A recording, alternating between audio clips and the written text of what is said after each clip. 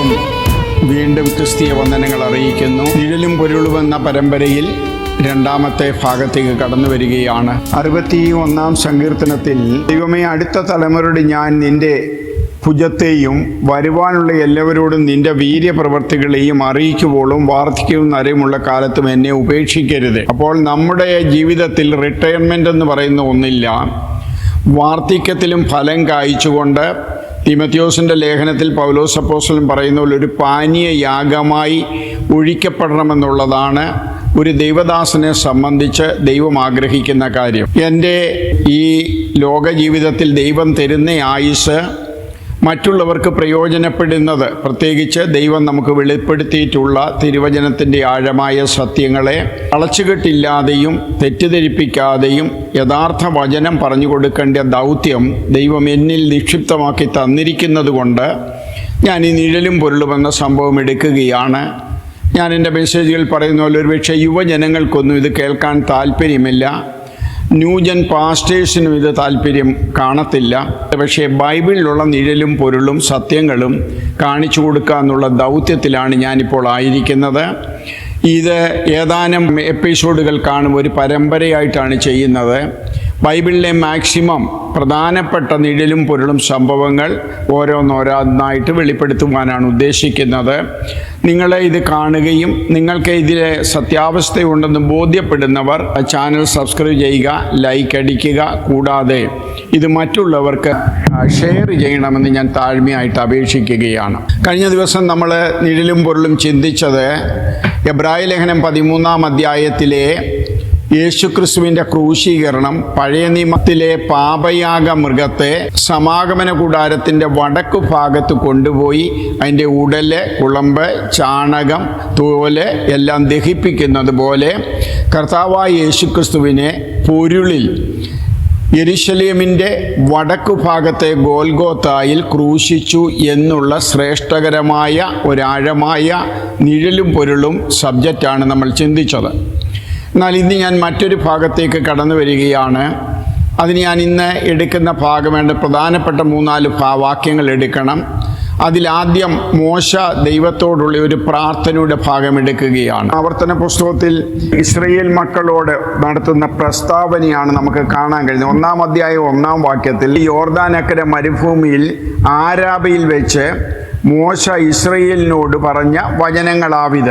മോശ കറക്റ്റ് കാര്യങ്ങൾ വിവരിക്കുന്ന ഭാഗമാണ് ആവർത്തന പുസ്തകം 1 തൊട്ട് മുന്നോട്ട് കിടക്കുന്ന ഭാഗങ്ങൾ. അതിൽ 3 അധ്യായത്തിലേക്ക് വരുമ്പോഴാണ് മോശ ഇസ്രായേൽ ജനത്തോടൊരു രഹസ്യം പറയുകയാണ്.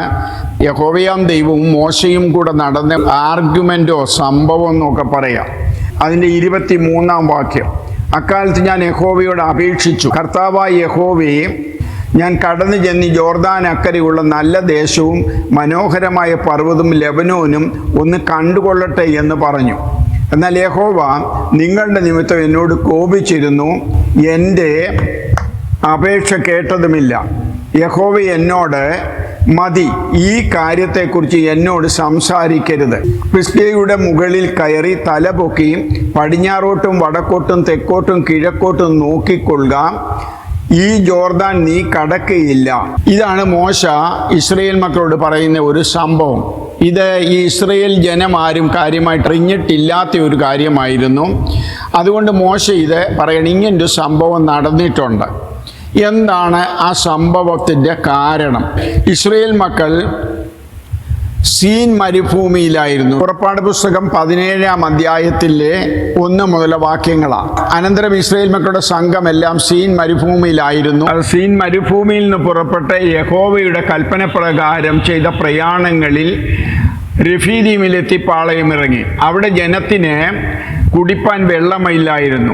അതുകൊണ്ട് ജനം മോശയോട്, ഞങ്ങൾക്ക് കുടിപ്പാൻ വെള്ളം തരിക എന്ന് കലഹിച്ചു പറഞ്ഞതിന് മോശ അവരോട്, നിങ്ങൾ എന്നോട് എന്തിന് കലഹിക്കുന്നു? നിങ്ങൾ യഹോവയെ പരീക്ഷിക്കുന്ന എന്ത് എന്ന് പറഞ്ഞു. ജനത്തിന് അവിടെ വെച്ച് നന്നാ ദാഹിച്ചുകൊണ്ട് ജനം മോശയുടെ നേരെ പിറുപിറുത്തു. ഞങ്ങളും മക്കളും ഞങ്ങളുടെ മൃഗങ്ങളും ദാഹം കൊണ്ട് ചാകേണ്ടെന്ന് നീ ഞങ്ങളെ മിസ്രയിൽ നിന്ന് കൊണ്ടുവന്ന എന്തിനെ എന്ന് പറഞ്ഞു. മോശ യഹോവയോട് നിലവിളിച്ചു, ഈ ജനത്തിന് ഇനി ഞാൻ എന്ത് ചെയ്യേണ്ടു? അവർ എന്നെ കല്ലെറിയുവാൻ പോകുന്നുവല്ലോ എന്ന് പറഞ്ഞു.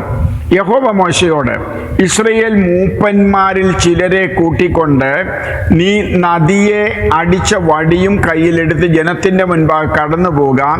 ഞാൻ ഹോരോബിൽ നിന്റെ മുൻപാകെ പാറയുടെ മേൽ നിൽക്കും. നീ പാറയെ അടിക്കണം. ഉടനെ ജനത്തിന് കുടിപ്പാൻ വെള്ളം അതിൽ നിന്ന് പുറപ്പെടുമെന്ന് കൽപ്പിച്ചു. ഇസ്രയേൽ മൂപ്പന്മാർ കാണുക മോശ അങ്ങനെ ചെയ്തു. അങ്ങനെ ഈ സ്ഥലത്തിന് ഇസ്രയേൽ മക്കളുടെ കലഹം നിമിത്തവും യഹോവ ഞങ്ങളുടെ ഇടയിൽ ഉണ്ടോ ഇല്ലയോ എന്ന് അവർ യഹോവയെ പരീക്ഷിക്ക നിമിത്തവും അവൻ ആ സ്ഥലത്തിന് മാസ പരീക്ഷ അല്ലെങ്കിൽ മെരിബ കലക്കം എന്ന് പേരിട്ടു. ഇതാണ് ആദ്യത്തെ സംഭവം. ഇത് മുഖാന്തരമാണ് ദൈവം മോശയോയെ ശിക്ഷിക്കുന്നത്, മോശയോട് ദേഷ്യപ്പെടുന്നത്. അങ്ങനെ മോശയോട് പറയുന്നു, നീ ഇനി അതിൽ കടക്കയില്ല. ഇവിടെ 2-3 കാര്യമുണ്ട്. അവർ പിറുപിറുത്തെങ്കിൽ ഇവിടെ ക്ലിയറായിട്ട് പറയുന്നുണ്ട്, യഹോവ ഞങ്ങളുടെ ഇടയിൽ ഉണ്ടോ ഇല്ലയോ എന്നൊരു സംശയം അവർക്ക് വന്നു. ഇവർ ചെങ്കടൽ പിളർന്ന് കണ്ട് ഇവർ മരുഭൂമിയിൽ കൂടി ഇങ്ങോട്ട് വരുന്നു, അത്ഭുതങ്ങളും അടയാളങ്ങളും കാണുന്നു. അങ്ങനെ കണ്ട ജനത്തിനാണ് പിന്നൊരു സംശയം വരുന്നത്, ദൈവമുണ്ടോ? ഈ പറയുന്നതൊക്കെ ശരിയാണോ? ഇന്ന് നമ്മുടെ പലരും, നമ്മുടെ മക്കളും കൊച്ചുമക്കളും പാസ്റ്റർമാരും ഒക്കെ ചിന്തിക്കുന്ന ഭാഗം തന്നെയാണ് ഇത് ശരിയാണോ? ഞാനിങ്ങനെ പോണോ? ഞാൻ ഇറങ്ങിയത് ശരിയായോ? ബിസിനസ് വിട്ടത് ശരിയായോ? ജോലി വിട്ടത് ശരിയായോ? ഇങ്ങനെയൊക്കെയുള്ള ചിന്തകൾ നമ്മളുടെ ഇടയിൽ വരികയാണ്. അപ്പോൾ ദൈവം ഇവിടെ പറയുന്ന ആ വാക്ക് ഞാൻ ഒന്നുകൂടെ നിങ്ങൾ ശ്രദ്ധിച്ചോണം. അവിടെ പറയുന്നത്, യഹോവ മോശയോട്, ഇസ്രയേൽ മൂപ്പന്മാരിൽ ചിലരെ കൂട്ടിക്കൊണ്ട് നീ നദിയെ അടിച്ച വടി കൊണ്ട് പുറപ്പെടണം. പാറയുടെ മേളിൽ ഞാൻ നിൽക്കും. ഈ സംഭവം 1 കൊരിന്ത്യർ 10-ാം അധ്യായത്തിൽ പരിശുദ്ധാത്മാവ് നമുക്ക് വ്യക്തമായും വീണ്ടും വെളിപ്പെടുത്തുന്നുണ്ട്. ആ പാറമേൽ നിന്നത് യഹോവയാണോ യേശുക്രിസ്തുവാണോ എന്നൊക്കെ നമുക്ക് ഈ 10-ാം അധ്യായം വായിച്ചാൽ കുറച്ചുകൂടെ ക്ലാരിറ്റി കിട്ടുന്നുണ്ട്. അവിടെ ചില ആഴമായ സത്യങ്ങളുണ്ട്. അപ്പം ഇവിടെ നിങ്ങളൊന്ന് ശ്രദ്ധിച്ചോണം. പാറയെ നീ അടിക്കണം. 2 അടിക്കണമെന്നോ 4 അടിക്കണമെന്നോ ഇവിടെ പറയുന്നില്ല. പാറയെ നീ അടിക്കണം എന്നേ പറയുന്നുള്ളൂ. അപ്പോൾ ഇവിടെ കുറേ പേരെ കൂട്ടിക്കൊണ്ടോണം. ഈ പദം നിങ്ങൾ ശ്രദ്ധിച്ചോണം. നിഴലും പൊരുളും ഒക്കെ മനസ്സിലാക്കേണ്ടവർക്ക് ഇതൊക്കെ ശ്രദ്ധിച്ചാലേ മനസ്സിലാകത്തുള്ളൂ. പാറയെ അടിക്കണം. ഇവിടെ വളരെ ക്ലാരിറ്റിയിൽ പറയുന്നൊരു കാര്യമുണ്ട്, ഇസ്രയേൽ മൂപ്പന്മാരിൽ ചിലരെ കൂട്ടിക്കൊണ്ടു പോകണം. അല്ല, ഇസ്രയേൽ സഭയെ മുഴുവൻ അവിടെ കൊണ്ടുപോകണ്ട, ചില മൂപ്പന്മാരെ കൊണ്ടുപോകണം. അതും എല്ലാവരെയും വേണ്ട, ചിലരെ. ഈ 2 പദങ്ങൾ നിങ്ങൾ ശ്രദ്ധിച്ചോണം. ഇങ്ങനെയുള്ള പദങ്ങളാണ് നിഴലും പൊരുളുമെന്ന് നമുക്ക് മനസ്സിലാക്കി തരുന്നത്. ഇനി ഞാൻ മറ്റൊരു ഭാഗത്തേക്ക് നിങ്ങളുടെ ശ്രദ്ധയെ കൊണ്ടുപോവുകയാണ്. അത് സംഖ്യാപുസ്തകം. ഞാൻ പറഞ്ഞല്ലോ, സീൻ മരുഭൂമിയിലായിരുന്നു. അവിടെ രഫീദീമിൽ വെച്ചാണ് ഈ സംഭവം നടക്കുന്നത്. ഏകദേശം ഒരു 3 ദിവസത്തെ വഴി എന്നുള്ളതാണ്. 1 ദിവസത്തെ വഴി, 3 ദിവസത്തെ വഴി, ഇങ്ങനെയൊക്കെയാണ്. കാരണം ഈ മോശ ഫറവോനോട് പറയുന്നുള്ളൂ, ഞങ്ങൾക്ക് 3 ദിവസത്തെ വഴി ദൂരം പോയി ആരാധിക്കണം. അപ്പോൾ ഏകദേശം ഒരു കണക്ക് ഹോരോബ് പർവ്വതം വരെ ഒരു 3 ദിവസത്തെ വഴി ദൂരമാണ്. നിയർ അബൌട്ട് ഒരു 8 കിലോമീറ്റർ 11 കിലോമീറ്റർ ഇടയിലായിരുന്നു ഇവരുടെ യാത്ര എന്നാണ് വേദശാസ്ത്രിമാർ ചിലരൊക്കെ കാൽക്കുലേറ്റ് ചെയ്ത് പറയുന്നത്. അതിനിടയ്ക്ക് പിന്നെ ഇവരെ 40 വർഷം ദൈവം മലയുമാറാക്കി ചുറ്റിക്കറക്കി എന്നുള്ളത് നമുക്കറിയാമല്ലോ. എന്തായാലും ആദ്യത്തെ യാത്രയിൽ തന്നെ ഇവർ രഫീദീമിൽ വന്നപ്പോഴാണ് ഇവർക്ക് പ്രശ്നമുണ്ടാകുന്നത്, വെള്ളം കിട്ടാതെ പോകുന്നത്. അതെല്ലാം ദൈവത്തിൻ്റെ പദ്ധതികളായിരുന്നു. ഞാൻ കഴിഞ്ഞ ദിവസം പറഞ്ഞ പോലെ കൊള്ളാവുന്നവരുണ്ടോ എന്ന് ദൈവത്തിന് അറിയണം. അങ്ങനെയുള്ളവർക്ക് ഈ നിഴലും പൊരുളും ഉപമയുടെ അർത്ഥങ്ങളും ഒക്കെ മനസ്സിലാകത്തുള്ളൂ. അല്ലാത്തവരിത് ഗ്രഹിക്കരുത്, അല്ലാത്തവർ മനസ്സിലാക്കരുത്, അല്ലാത്തവർ കനാൻ നാട്ടിലോട്ട് ചെല്ലണ്ട. താല്പര്യവും ഇതിനകത്ത് വിശ്വാസവും ഉള്ളവരെ ഒക്കെ ദൈവത്തിന് മതി എന്നുള്ളൊരു മെസ്സേജാണ് ഇവിടെ എനിക്ക് കാണാൻ കഴിയുന്നത്. നമ്മൾ സംഖ്യാപുസ്തകത്തിലേക്ക് വരികയാണ്.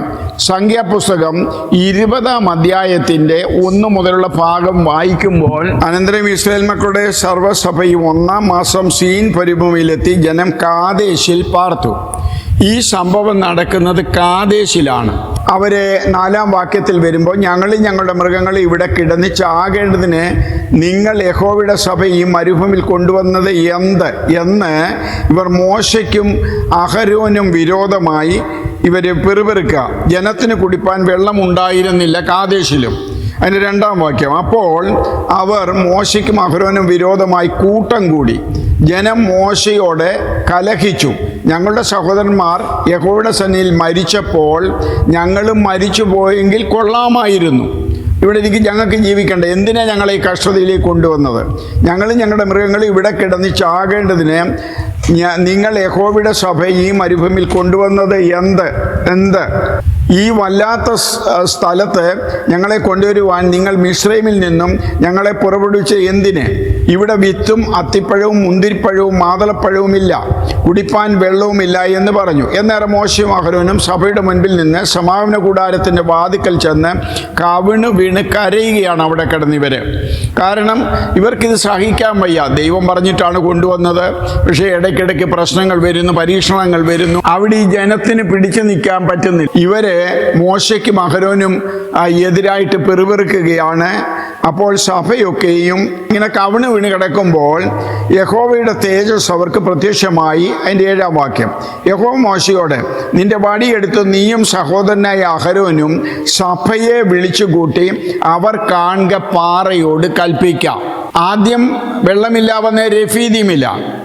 അപ്പോൾ പറഞ്ഞു, അവിടെ നീ വടിയെടുത്തോണ്ട് പോകണം, ഇസ്രയേൽ മൂപ്പന്മാരിൽ ചിലരെ വിളിച്ചു കൊണ്ടുപോകണം. അതേസമയം ഇവിടെ കാദേശിൽ വന്നപ്പോൾ പ്ലാൻ മാറി. കാദേശിൽ വന്നപ്പോൾ പറയുന്നു, വടിയെടുത്ത് നീയും സഹോദരനായ അഹരോനും സഭയെ വിളിച്ചുകൂട്ടി അവർ കാണെ പാറയോട് കൽപ്പിക്കണം. ഒന്ന് ചിന്തിച്ചു നോക്കിയേ, എന്തിനാ ഈ വടിയെടുക്കാൻ പറഞ്ഞത്? ഇത് പറയുകയാണ് വടിയെടുക്കണം. അപ്പോൾ വടിയെടുക്കാൻ പറഞ്ഞപ്പം മോശയ്ക്ക് പോലും തെറ്റിദ്ധാരണ വന്നു.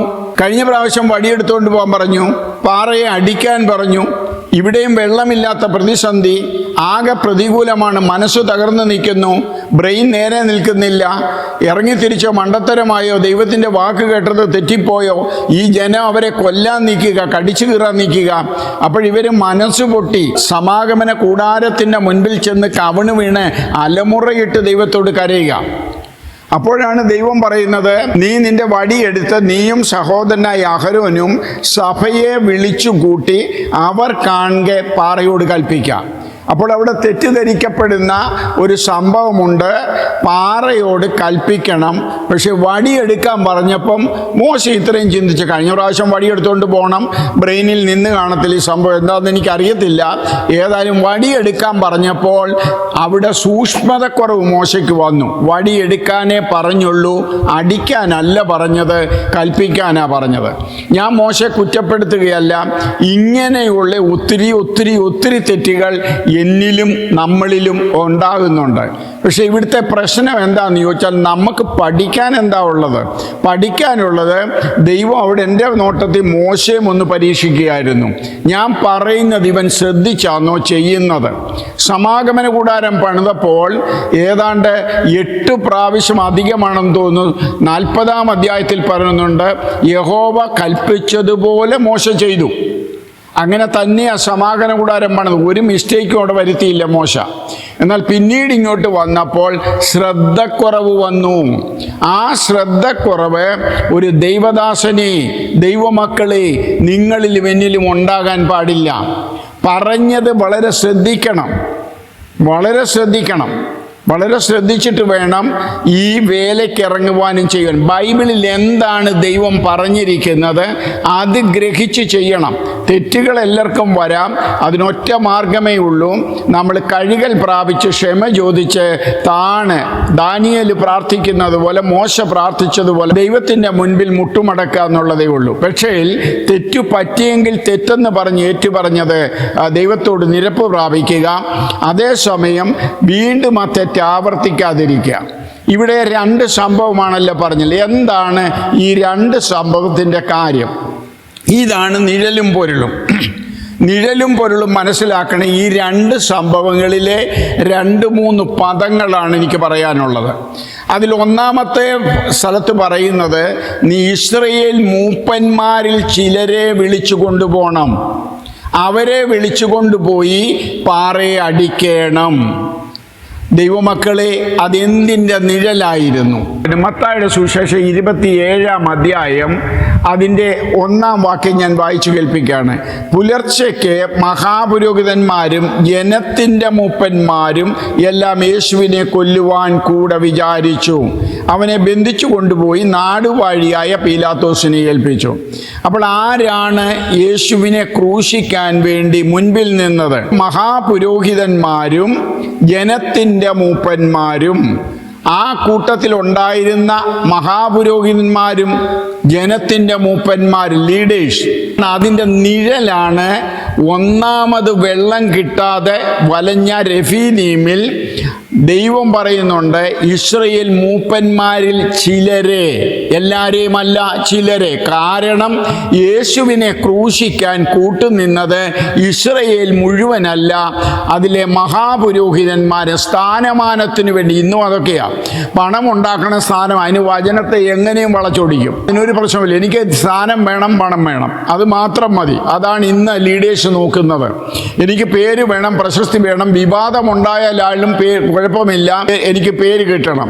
50 വർഷം കൊണ്ട് 30 വർഷം കൊണ്ട് 20,000 പേരെ സ്നാനപ്പെടുത്തിയതാ. പക്ഷെ ഇപ്പോൾ എനിക്കൊരു വിവാദമുണ്ടാക്കിയ പേര് കിട്ടുമെങ്കിൽ അങ്ങനെയും അങ്ങോട്ട് ആയിക്കോട്ടെ. അപ്പോൾ അങ്ങനെ ഏതെങ്കിലും വിധത്തിൽ വളച്ചൊടിച്ച് പേരും പെരുമയ്ക്കും വേണ്ടി പോവുക. ഇവിടെ പറയുന്നത് പുലർച്ചയ്ക്ക് മഹാപുരോഹിതന്മാരും ജനത്തിൻ്റെ മൂപ്പന്മാരും എല്ലാം യേശുവിനെ കൊല്ലുവാൻ കൂടി വിചാരിച്ചു. ഈ സംഭവത്തിൻ്റെ നിഴലാണ് രഫീദീമിൽ മൂപ്പന്മാരിൽ ചിലരെ വിളിച്ചു കൊണ്ടുപോകണം. എന്നാൽ രണ്ടാമത്തെ സംഭവം, രണ്ടാമത് പാറയോട് കൽപ്പിക്കാൻ പറഞ്ഞ സ്ഥലത്ത് എന്താണ് സംഭവിച്ചതെന്ന് അപ്പോസ്തല പ്രവൃത്തിയിലേക്ക് വരുമ്പോൾ നമുക്ക് കാണാൻ കഴിയും. അപ്പോസ്തല പ്രവൃത്തി 2-ാം അധ്യായം. പെന്തക്കോസ്ത് നാൾ വന്നപ്പോൾ എല്ലാവരും ഒരു സ്ഥലത്ത് ഒന്നിച്ചു കൂടിയിരുന്നു. പെട്ടെന്ന് കൊടിയ കാറ്റടിക്കുന്ന പോലെ ആകാശത്ത് ഒരു മുഴക്കമുണ്ടായി. അവർ ഇരുന്നിരുന്ന വീട് മുഴുവനും നിറച്ചു. അഗ്നിജാല പോലെ പിളർന്നിരിക്കുന്ന നാവുകൾ അവർക്ക് പ്രത്യക്ഷമായി. അവരിൽ ഓരോരുത്തരുടെ മേലും പതിഞ്ഞു. എല്ലാവരും പരിശുദ്ധാത്മാവ് നിറഞ്ഞവരായി ആത്മാവർക്ക് ഉച്ചരിപ്പാൻ നൽകിയതുപോലെ അന്യഭാഷകളിൽ സംസാരിച്ചു തുടങ്ങി. ഇവിടെയാണ് രണ്ടാമത്തെ, അല്ലെങ്കിൽ കാദേശിൽ വെള്ളം കിട്ടാതെ ജനം വലഞ്ഞപ്പോൾ ദൈവം പറയുന്നു, ആദ്യം ആരെ വിളിച്ചുകൊണ്ട് പോകണമെന്നാ പറഞ്ഞേ? ഇസ്രായേൽ മൂപ്പന്മാരിൽ ചിലരെ. അതേസമയം കാദേശിൽ വെച്ച് എന്താ പറയുന്നത്? നീ സഭയെ വിളിച്ചു കൂട്ടിക്കൊണ്ട് പോകണം, അപ്പോൾ ഞാൻ വെള്ളത്തെ പുറപ്പെടുവിക്കും. പെന്തക്കോസ്ത് നാളിൽ നടന്ന പരിശുദ്ധാത്മാ പകർച്ചയുടെ നിഴലായിരുന്നു രണ്ടാമത്തെ കാദേശിൽ സഭയെ വിളിച്ചു കൂട്ടിക്കൊണ്ടുപോകണമെന്ന് പറഞ്ഞത്. അവിടെ വെള്ളം പുറപ്പെട്ടു.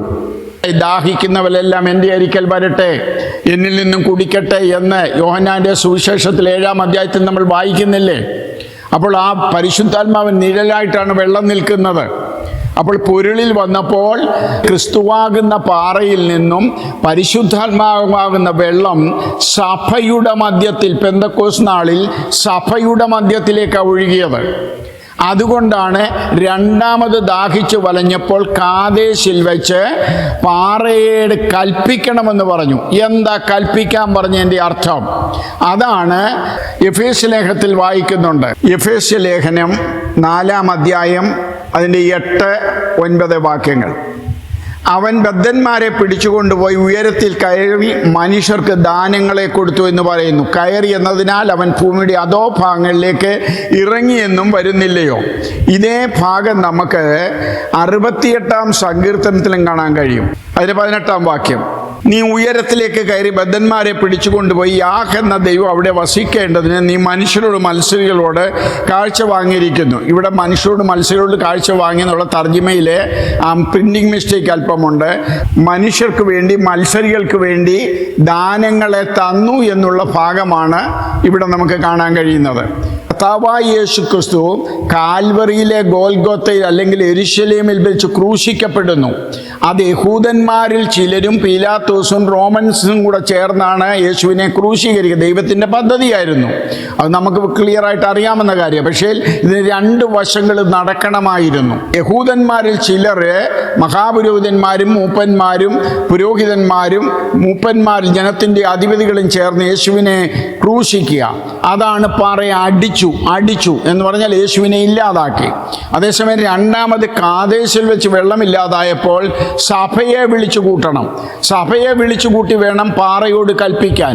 എന്ന് പറഞ്ഞാൽ പെന്തക്കോസ്തു നാളിൽ 120 പേരുള്ള സംഘം ആദ്യത്തെ സഭയായി കൂടുമ്പോൾ അവിടെ കർത്താവായ യേശുക്രിസ്തു താൻ യാഗമായി കഴിഞ്ഞ് ബദ്ധന്മാരെ പിടിച്ചുകൊണ്ടുപോയി. അത് മറ്റൊരു സബ്ജക്റ്റാണ്. അബ്രഹാമിൻ്റെ മടിയിൽ കിടന്ന പഴയ നിയമ വിശുദ്ധന്മാരെയും കൊണ്ടാണ് യേശു മറ്റൊരു പറുദീസയിലേക്ക് പോയി. അവരെ അവിടെ ആക്കിയിട്ട് യേശു ക്രിസ്തു പിതാവാൻ ദൈവത്തിൻ്റെ അരിക്കൽ ചെന്ന് പറഞ്ഞു, അങ്ങ് എന്നോട് പറഞ്ഞല്ലോ ഭൂമിയിൽ പോയി ഈ ജനത്തിനു വേണ്ടി യാഗമാകാൻ. യാഗമായി കഴിഞ്ഞ് നിന്റെ യാഗത്തിലും നിന്നിലും അല്ലെങ്കിൽ പുത്രനിലും വിശ്വസിക്കുന്ന ജനത്തിനു വേണ്ടി ഞാൻ പരിശുദ്ധാത്മാവെന്ന് പറയുന്ന കാര്യസ്ഥനെ അയക്കും. നമുക്കത് പല ഭാഗത്തും കാണാം. യോഹന്നാൻ്റെ സുവിശേഷത്തിലും 15:26 ഞാൻ പിതാവിൻ്റെ അടുക്കൽ നിന്ന് നിങ്ങൾക്ക് വയപ്പാനുള്ള കാര്യസ്ഥനായ പിതാവിൻ്റെ അടുക്കൽ നിന്ന് പുറപ്പെടുന്ന സത്യാത്മാവ് വരുമ്പോൾ അവൻ എന്നെക്കുറിച്ച് സാക്ഷ്യം പറയും. ഇവിടെ നമ്മുടെ ഇസ്ലാമിക സഹോദരന്മാർ ഇതിനെ ദുർവ്യാഖ്യാനം ചെയ്യുന്നുണ്ട്. കാര്യസ്ഥനെന്ന് പറയുമ്പോൾ മുഹമ്മദ് നബി ആണെന്നാണ് അവർ പഠിപ്പിക്കുന്നതും. അത് കേൾക്കുന്നവർ ചിന്തിക്കും കാര്യസ്ഥൻ എന്ന് പറഞ്ഞാൽ ഒരു മനുഷ്യനാകണമല്ലോ, അതുകൊണ്ടാണ് മുഹമ്മദ് നബി ആണ് എന്ന് അവർ സമർത്ഥിക്കുന്നത്.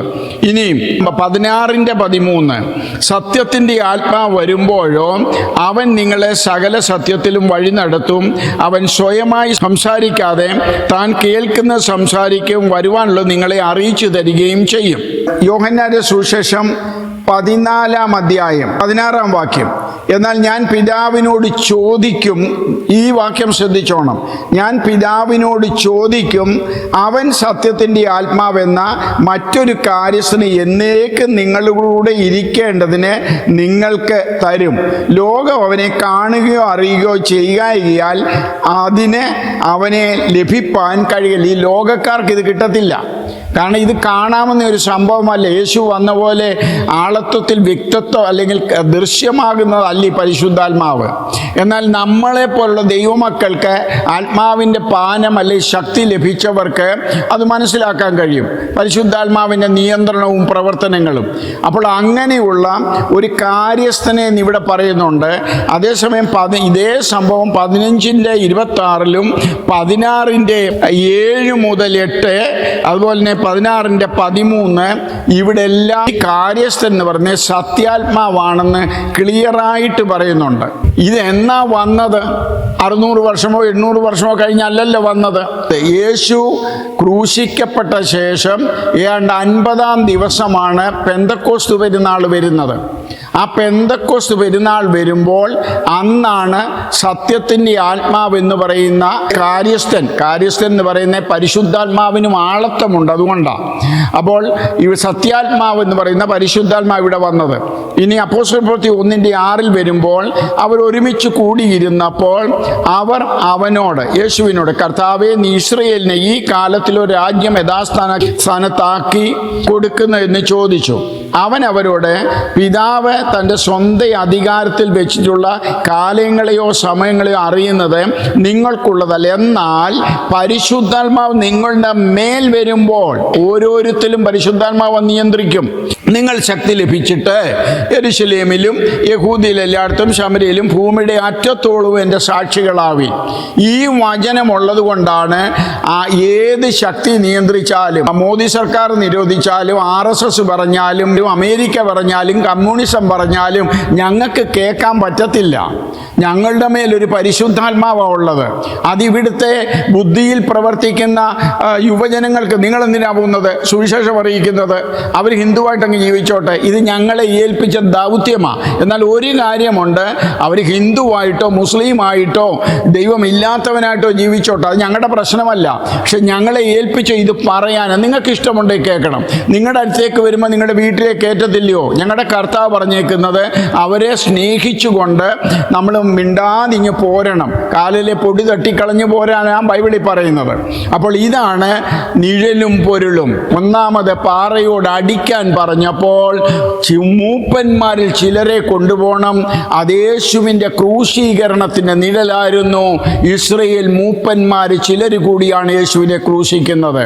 രണ്ടാമത് കാദേശിൽ വെച്ച് വടിയെടുത്തുകൊണ്ട് പോകണം, പക്ഷെ പാറയോട് കൽപ്പിക്കാൻ പറഞ്ഞതിൻ്റെ പൊരുളായിരുന്നു പെന്തക്കോസ്ത് നാളിൽ യേശു സഭയ്ക്ക് വേണ്ടി സ്വർഗത്തിലേക്ക് കയറിപ്പോയി പിതാവാൻ ദൈവത്തോട് ചോദിച്ചു. ഇവിടെ നമ്മൾ യോഹന്നാന്റെ സുവിശേഷത്തിൽ വായിച്ചു, ഞാൻ പിതാവിനോട് ചോദിച്ച് പരിശുദ്ധാത്മാവിനെ തരും. യേശു ഈ പഴയ നിയമ വിശുദ്ധന്മാരെ കൊണ്ടൊരു പറുദീസയിൽ ഇരുത്തിയിട്ട് പിതാവാം ദൈവത്തിൻ്റെ അരിക്കൽ ചെന്നു. അതാണ് എഫേസ്യ ലേഖനത്തിൽ നമ്മൾ വായിക്കുന്നത്. കയറിയെന്നവൻ ഭൂമിയുടെ അധോഭാഗങ്ങളിലേക്ക് ഇറങ്ങിയവനുമല്ലയോ, അവൻ ബദ്ധന്മാരെ പിടിച്ചുകൊണ്ടുപോയി എന്നിട്ട് മനുഷ്യർക്ക് വേണ്ടി ദാനങ്ങളെ ചോദിച്ചു വാങ്ങി. ഏത് ദാനം? പരിശുദ്ധാത്മാവെന്ന ദാനം.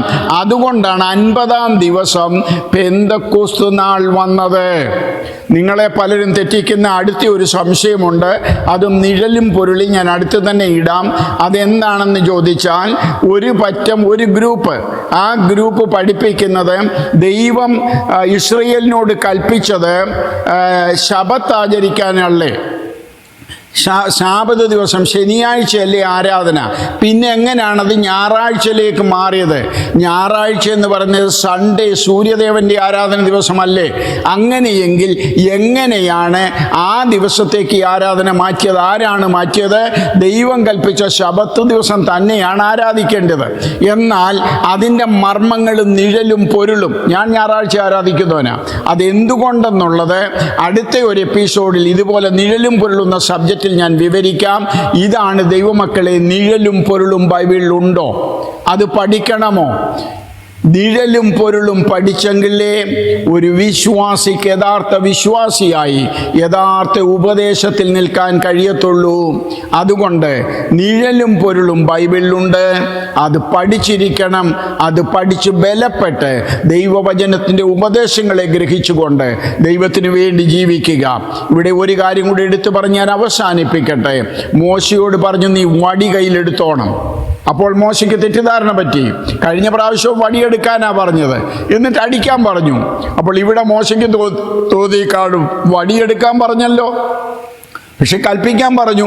ചിലപ്പോൾ ദൈവത്തിന് തെറ്റിപ്പോയതായിരിക്കും. കാരണം കഴിഞ്ഞ പ്രാവശ്യം അടിച്ചപ്പോൾ വെള്ളം വന്നു, ആ എക്സ്പീരിയൻസ് മനസ്സിലുണ്ട്. അപ്പോൾ എന്നാൽ പിന്നെ അങ്ങ് അടിച്ചേക്കാം, കൽപ്പിച്ച വെള്ളം വന്നില്ലെങ്കിലോ? അവിടെയാണ് മോശയ്ക്ക് തെറ്റുപറ്റിയത്. ആവർത്തനം 3:23. യഹോവ എന്നോട് മതി, ഡോണ്ട് ടോക്ക്. മോശേ, ഈ സബ്ജക്റ്റ് ഡോണ്ട് ടോക്ക്. നിനക്കറിയാമേ ഞാൻ ആരാണെന്ന്, ഞാനാകുന്നവൻ ഞാനാണ്. ഞാൻ പറഞ്ഞതാ. ഡോണ്ട് ടോക്ക്, മതി. ഈ കാര്യത്തെക്കുറിച്ച് ഇനി എന്നോട് സംസാരിക്കരുത്, മിണ്ടിപ്പോകരുത് മോശേ. കാരണം നീ തെറ്റിച്ചതൊരു കൊച്ചു കാര്യമല്ല, നിഴലും പൊരുളുമാ. എന്നെ ക്രൂശിക്കേണ്ടിടത്താണ് ഞാൻ അടിക്കാൻ പറഞ്ഞത്.